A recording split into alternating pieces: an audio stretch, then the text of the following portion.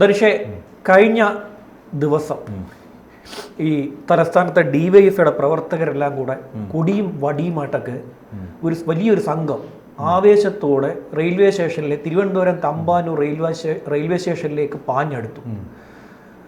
കാര്യം എന്താണെന്ന് ആൾക്കൂട്ടത്തിന് അവിടെ കൂടിയ പലർക്കും മനസ്സിലായില്ല.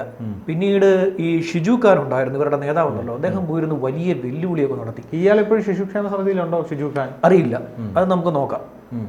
നേരത്തെ ഒരുപാട് ആരോപണങ്ങളൊക്കെ നേരിട്ടു. ആ ആരോപണങ്ങൾ, കുഞ്ഞിനെ അമ്മ അറിയാതെ കുഞ്ഞിനെ എടുത്ത് ദത്തെടുത്ത് നൽകുക എന്നൊക്കെയുള്ള പരിപാടികളുണ്ട് പുള്ളിയുടെ ഇരിക്കുന്നത്. പിന്നെ അപ്പോൾ അവിടെ പോയി വലിയ വെല്ലുവിളി നടത്തി. ഇന്ത്യൻ റെയിൽവേ പൂട്ടിക്കും, ആർമി വന്നാലും നമുക്കൊന്നുമില്ല എന്നൊക്കെയാണ് ഇവർ പറഞ്ഞത്.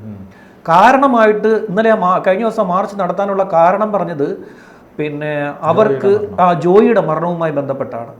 ജോയിയുടെ മരണത്തിൻ്റെ ഉത്തരവാദി ഇന്ത്യൻ റെയിൽവേ ആണ്. 50 ലക്ഷം രൂപ ഇന്ത്യൻ റെയിൽവേ ജോയിക്ക് നൽകണമെന്നൊക്കെയാണ് ഷിജു ഖാൻ്റെ പ്രധാനപ്പെട്ട ഒരാവശ്യം. ഈ ആമേഴഞ്ചാൻ തോടിൻ്റെ ഒരു 250 മീറ്ററാണ് റെയിൽവേക്കുള്ളത്. ബാക്കി 12 കിലോമീറ്റർ എന്ന് പറയുന്നത് ഈ 12 കിലോമീറ്ററിൻ്റെ അവകാശം എന്ന് പറയുന്നത് ഇറിഗേഷൻ വകുപ്പാണ്. ഇത് ക്ലീൻ ചെയ്യാനുള്ള ഉത്തരവാദിത്വം നഗരസഭയ്ക്കാണ്. ഇങ്ങനെയാണ് ഇതിൻ്റെ ഒരു പ്രോസസ്സ് ഉള്ളത്. പക്ഷേ ഷിജു ഖാൻ പറയുന്നത് ഇന്ത്യൻ റെയിൽവേ ആണ് ഇതിൻ്റെ എല്ലാ ഉത്തരവാദി എന്നാണ്. എന്താണ് പറയുന്നത്? അവർക്ക് പിടിച്ചു നിൽക്കണ്ടേ?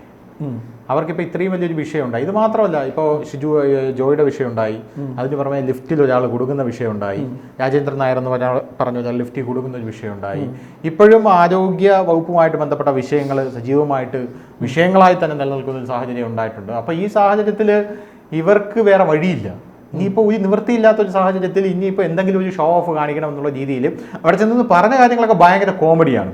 ഇവർ പറഞ്ഞത് സാധാരണ ഈ തേഞ്ഞിപ്പാലം പോസ്റ്റ് ഓഫീസിന് നേരെയാണ് ഇത്തരത്തിലുള്ള ആക്രമണം. പക്ഷേ ഇപ്പോൾ അത് മാറി ഇന്ത്യൻ റെയിൽവേക്ക് നേരെ ആയിട്ടുണ്ട്. ഇന്ത്യൻ റെയിൽവേയിൽ ഇനി ഞങ്ങളൊരു വരവ് വരും. അവർ പറഞ്ഞ അങ്ങനെയാണ്, ഞങ്ങളൊരു വരവ് വരും. അപ്പം ഞങ്ങളെ തടയാൻ ഈ പോലീസ് പോരാ, ഈ RPF പോരാ, ഈ CRPF പോരാ, ഇന്ത്യൻ സൈന്യം വന്നാലും ഞങ്ങളെ തടയാൻ പറ്റില്ല. കാരണം ഞങ്ങൾ പൊന്മുടി മുതൽ ഇങ്ങ് പാറശാല വരെ ഞങ്ങൾ 5.5 ലക്ഷം ഡിഫിക്കാരുണ്ടെന്നാണ് പറയുന്നത്. അത്രയുണ്ടോ? 5.5 ലക്ഷം പേര് പൊന്മുടി മുതൽ പാറശാല വരെ 5.5 ലക്ഷം ഡിഫിക്കാരുണ്ട്. ഞങ്ങൾ എല്ലാവരും കൂടെ ഒരു വരവ് വരും. ഞങ്ങൾ വന്നു കഴിഞ്ഞാൽ പിന്നെ ഞങ്ങളെ പിടിച്ചാൽ കിട്ടില്ല. ഇതാണ് എക്സാക്ട് വാക്ക്. ഞങ്ങളുടെ നിയന്ത്രണം ഞങ്ങളുടെ കയ്യിൽ നിന്ന് പോകും. അങ്ങനെ കയ്യിൽ നിന്ന് പോയി കഴിഞ്ഞാൽ യാതൊരുവിധ കാര്യങ്ങളും പിന്നെ നടക്കില്ല എന്നാണ് ഇവർ പറഞ്ഞുകൊണ്ടിരിക്കുന്നത്. പിന്നെ വേറൊരു പ്രധാനപ്പെട്ട കാര്യം എന്ന് പറയുന്നത്, ഈ ഡിഫിക്കാരുണ്ടല്ലോ, ഇതിന് നേരത്തെയും ട്രെയിൻ ആക്രമിച്ചാൽ, അതായത് ട്രെയിനിന് മുമ്പ് ചാടി വീണ സാഹചര്യങ്ങൾ പലതും ഉണ്ടായിട്ടുണ്ട്.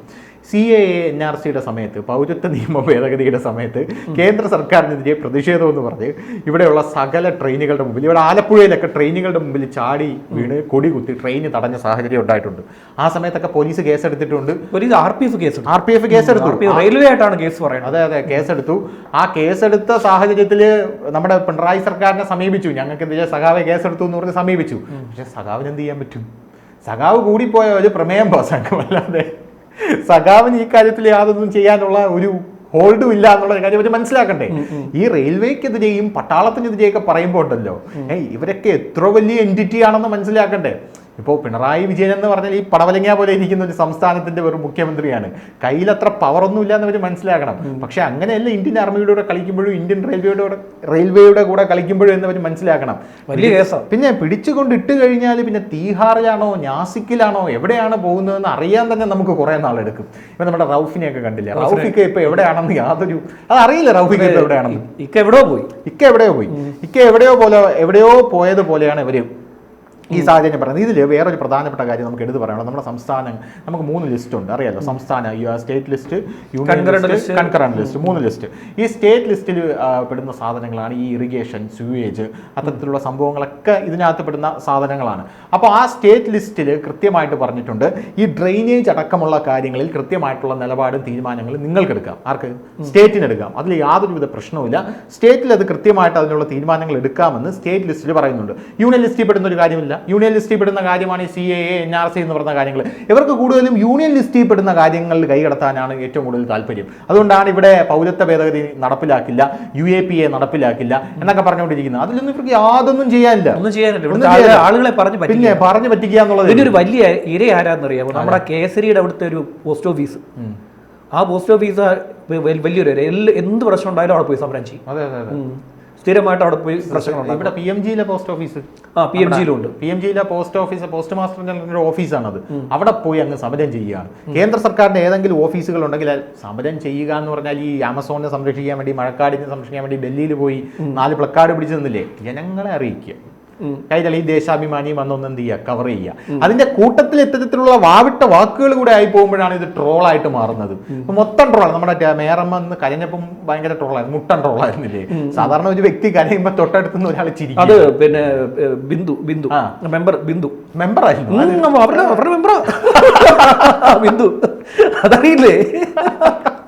സഖാത്തിയാണെന്ന് പാർട്ടി ചിരിക്കുകയാണ്. എന്തോ അപ്പൊ ഒന്നും ഒരു മാനേഴ്സ് നോക്കണ്ടേ, ഒരു മര്യാദ, അല്ലെങ്കിൽ അറ്റ്ലീസ്റ്റ് അതോട് ആരെങ്കിലും പറഞ്ഞു കൊടുക്കണ്ടേ. ഇപ്പൊ നമ്മളൊരു നാടകം ഇറക്കാൻ പോവുകയാണ്, നിങ്ങളെല്ലാവരും കൂടെ പിടിച്ചോണം എന്നെങ്കിലും പറയണ്ടേ.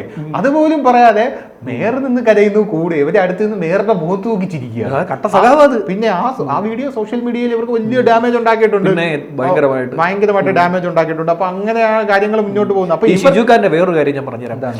ഈ ഷിജു ഖാൻ ഈ പിന്നെ കഴിഞ്ഞ ഈ തെരഞ്ഞെടുപ്പിന്റെ സമയമായപ്പോൾ ഉണ്ടല്ലോ, പിന്നെ മാണി സാറിഞ്ഞ് ഇവരുടെ കൂടെ കൂടിയല്ലോ, LDFനൊപ്പം ആണല്ലോ. അപ്പോൾ പിന്നെ ഈ ബാർക്കോഴ എടുത്തിട്ട് കൊടുത്തു.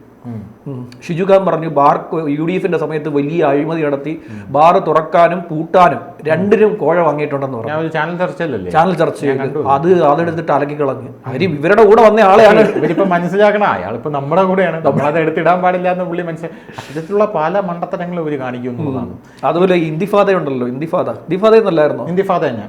ഇന്തിഫാദയുടെ ഇത് ആ പേര് മാറ്റിയതിന്റെ കലിപൂണ്ട ഷിജു ഖാൻ അവിടെ പോയി ചാൻസലറെ പിടിച്ച്, വൈസ് ചാൻസലറെ പിടിച്ച്, VC പിടിച്ചു നിർത്തിയിട്ട് അവിടെ പോയി പാലസ്തീൻ വിമോചന കവിത പാടി. പട്ടിഷോ VCക്ക് 100,000 പണിയുള്ളപ്പോൾ അവിടെ പോയി പിടിച്ചു നിർത്തിയിട്ട് VCയുടെ മുമ്പിൽ പോയി കവിത പാടി. താൻ കേട്ടിട്ട് പോയാൽ മതി എന്ന് പറഞ്ഞു. ഇന്തിഫാദ നിട്ടത് അതുപോലെ തന്നെ, അതിന്റെ അർത്ഥം തന്നെ കലാപം അങ്ങനെ എന്തോ ആണ്. അപ്പൊ അതുപോലെ തന്നെ നമ്മുടെ കലോത്സവം അടിച്ചു പിരിഞ്ഞല്ലോ. അവസാനം കലോത്സവം നിർത്തിവെച്ചു, ചരിത്രത്തിൽ ആദ്യമായിട്ട് നിർത്തിവെച്ചു. അത് ചാളാ കോളമായി കലോത്സവം. അതിന് ആ ഒരു ലെവലിലോട്ട് ആ കാര്യങ്ങൾ കൊണ്ടെത്തിച്ചിട്ടുണ്ട്. അപ്പൊ നമ്മൾ പറഞ്ഞു വന്നത് 3 ലിസ്റ്റ്. അപ്പൊ ഈ 3 ലിസ്റ്റിൽ ഈ കേന്ദ്രത്തിന്റെ ലിസ്റ്റിലോട്ട് കൈകടത്താനാണ് അവർക്ക് കൂടുതൽ താല്പര്യം. അങ്ങനെയാണ് UAP. പക്ഷേ ശ്യാമ ഒരു കാര്യം ശ്രദ്ധിച്ചിട്ടുണ്ടോ, കേന്ദ്രം എന്ത് ഇവിടെ നടപ്പാക്കരുതെന്ന് പറഞ്ഞാൽ അത് ആദ്യം നടപ്പാക്കുന്നത് നമ്മുടെ പിണറായി സർക്കാരാണ്. ഏറ്റവും കൂടുതൽ UAP ഇവിടെ നടപ്പാക്കില്ലെന്ന് പറഞ്ഞിട്ട് അലഞ്ചൻ ദാഹയുടെയും മണ്ടയിൽ UAP ആദ്യം എടുത്ത് വെച്ചു കൊടുത്തത് നമ്മുടെ പിണറായി സർക്കാരാണ്. ഇവിടെ നടപ്പാക്കില്ലെന്നാണ് പറഞ്ഞത്. ഇതൊരു കരി നിയമമാണ്, കാടൻ നിയമമാണെന്നൊക്കെ പറഞ്ഞിട്ടുണ്ടല്ലോ.